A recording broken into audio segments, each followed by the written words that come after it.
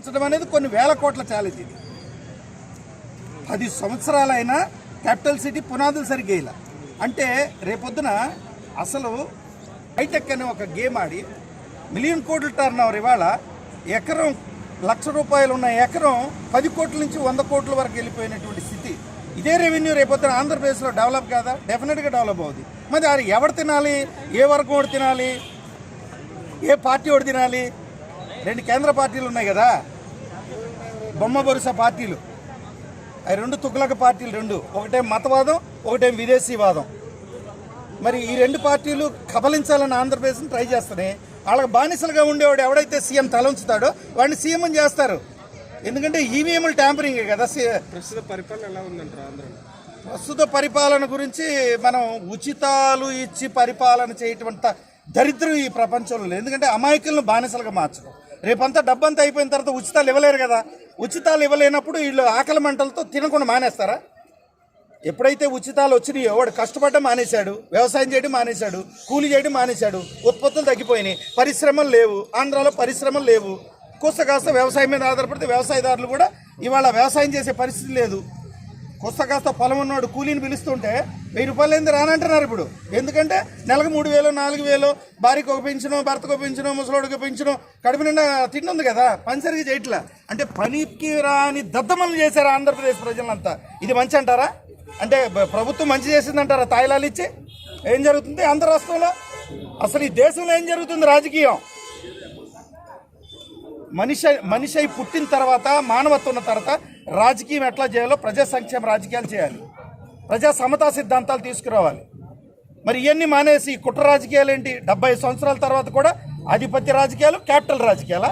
రేపొద్దున క్యాపిటల్ 100 కోట్ల నోట్లు ప్రింట్ చేసి నోట్లో పెడతారా? ఆహారం లేకపోతే, వ్యవసాయం లేకపోతే, ఇండస్ట్రీ లేకపోతే యువత ఎంత నిర్వీర్యం అయిపోతున్నారు.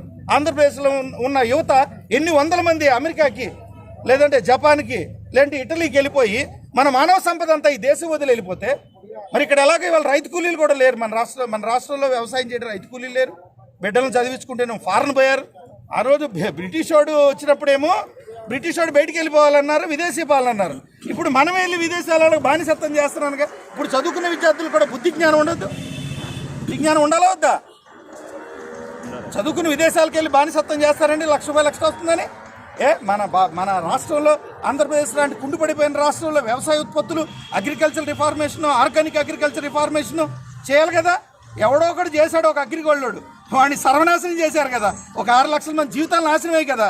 మరి ఆ జీవితాలు నాశనం చేసిన ప్రభుత్వం ఏది? పడిపోయిన ప్రభుత్వం. ఆ తర్వాత ఏం జరిగింది? అగ్రిగోల్డ్ లాంటి వ్యవస్థలను పడగొడితే తర్వాత ప్రభుత్వం ఏమైనా ప్రజలకు న్యాయం చేసిందా? లేకపోతే అగ్రిగోల్డ్లో డిపాజిట్ హోల్డర్కి న్యాయం చేసిందా? ఎంప్లాయీకి న్యాయం చేసిందా? ఏం పీకుతున్నారండి ఇక ప్రభుత్వాలు వచ్చి? ఏంటి పేర్లు పెట్టి ప్రభుత్వాలు అంటారేంటి? ఒకడేమో జగన్ ప్రభుత్వం అంటాడు, ఒకటి చంద్రబాబు ప్రభుత్వం అంటాడు. జగన్ ప్రభుత్వం ఏంటండి?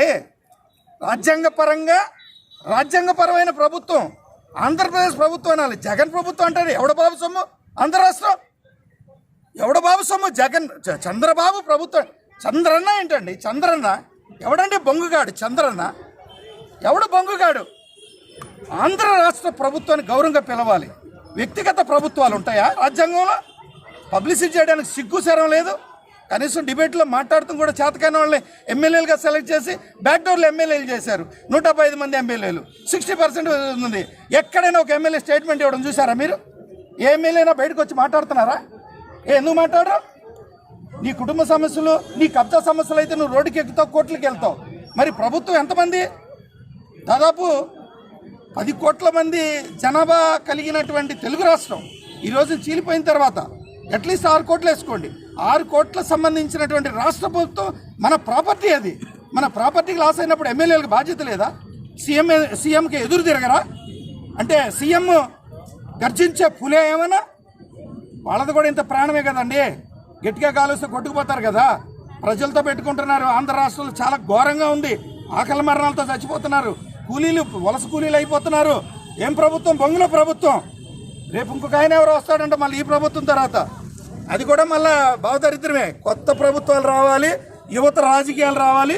యువకులు రాజకీయాల్లోకి వచ్చి పార్టీలు పెట్టి ఎమ్మెల్యేలు అయ్యి ఈ పాత చెత్త మొత్తాన్ని మురుకుంట్లో తోసినట్టు తోసేస్తే రాష్ట్రం బాగుపడేది. లేదంటే ఒక 25 సంవత్సరాలు రాజధానిని నిర్మించే మిలియన్ కోట్ల ప్రాపర్టీస్ విదేశాల నుంచి వస్తున్నాయి కదా, అవన్నీ మింగేయడానికి రెడీగా ఉన్నారు 2 వర్గాలు. ఆ 2 వర్గాలు ఏదో మీకు తెలుసు అనుకుంటా. లెఫ్ట్ వర్గం, రైట్ వర్గం, 2 వర్గాలు ఉన్నాయి. ఎప్పటి నుంచో 30-40 ఏళ్ళ నుంచి ఆధిపత్య వర్గాల పార్టీలుగా కొనసాగుతున్నాయి. ఆ పార్టీల పేరు చెప్పడానికి కూడా సిగ్గేస్తుంది మాకు. పార్టీల పేరు చెప్తే అలా పబ్లిసిటీ వస్తుంది. బాధ party. Thank you very much. ఇంకేమైనా మాట్లాడతారా? Any questions?